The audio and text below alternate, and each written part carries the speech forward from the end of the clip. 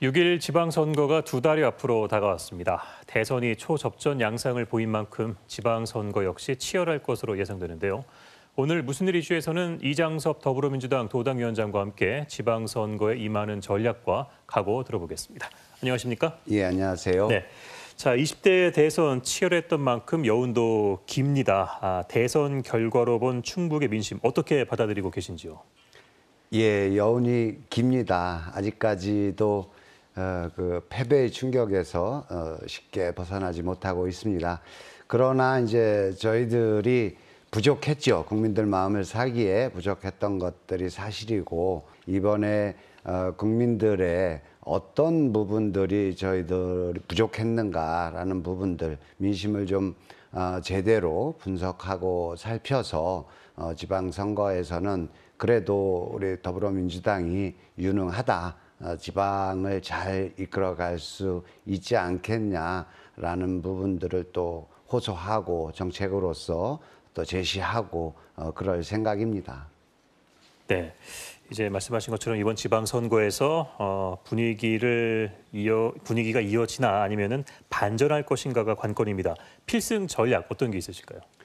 지난 대선이 미래지향적이기보다는 과거지향적인 측면이 좀 강하지 않았나라는 생각이 들고요. 해서 저희 더불어민주당 충북도당에서는 꼭 불리하지만은 않다. 어떤 지역의 균형 발전이라든지 어떤 충청권의 어떤 공동의 과제들을 잘 설정하고 해서 우리 충북도민들께 그래도 더불어민주당이 능력 있는 정당으로서 지역 발전을 잘 이끌어갈 수 있는 정당이라고 진심을 다해서 호소하면 도민들의 마음을 움직일 수 있지 않을까 이렇게 기대하고 있습니다.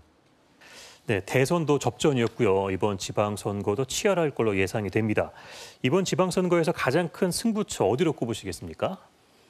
예, 뭐 가장 중요한 승부처가 따로 있다고 생각들지는 않습니다. 그러나 이제 우리 충북도 측면에서 보면 충북의 전체 행정을 또 충북의 전체 어떤 미래 플랜을 짜고 실행할 수 있는 곳이 충북도이기 때문에 충북도지사 선거가 가장 중요하지 않는가라고 생각이 들고요. 또 전국적 측면에서 봐도 우리 충청북도의 도지사 선거는 굉장히 중요한 당 중앙의 입장에서도 전략적 위치에 있다라고 생각이 듭니다. 네. 그런데 지난 선거에서는 선거법 위반으로 낭만 사례가 잦았습니다. 애초에 공천이 잘못됐다, 뭐 이런 비판도 많았는데 이번 공천 원칙 어떤 게 있을까요? 예, 뭐 그 선거법이라는 것이 이제 선거를 치르다 보면 또 여러 가지 뭐 상황에 따라서 있는 거여서 그것이 공천을 잘못했다라고 보기엔 좀 어려운 측면이 있겠고요. 그것과 별개로라도 보면 저희는 이번에 이제 중앙당의 선거기획단에서도 그렇게 규정을 하고 있습니다만은 청년과 여성의 비율을 많이 높였습니다. 30% 이상 높여서 좀 더 참신한 인재들 그리고 혁신적인 인재들을 많이 좀 공천할 수 있도록 제도적으로 정해놨고요. 그래서 신구 조화가 잘 이루어진다면 그것이 이제 지방선거에 저희들이 공천하는 어떤 전략이기도 하고 원칙이 될 것 같습니다. 네. 자, 지금 거론되는 후보군을 살펴보면요. 새 인물 찾기 좀 쉽지 않아 보입니다. 참신한 인재나 무게감 있는 후보 영입 혹시 구상이 있으신지요? 예, 그 매 선거 때마다 이제 그 숙제처럼 나오는 문제이긴 합니다. 근데 이게 이제 동전의 양면적 성격이 있습니다. 참신하고 능력이 있다라고 보여지는 후보를 내면 우리 유권자들한테 조금 낯선 그런 후보이기 때문에 인지도 측면에서도 그렇고 또 검증되지 않은 뭐 이런 문제도 있어서 이 참신한 후보를 고르는 것이 또 당락의 문제에서는 조금 더 불리한 측면이 있고요.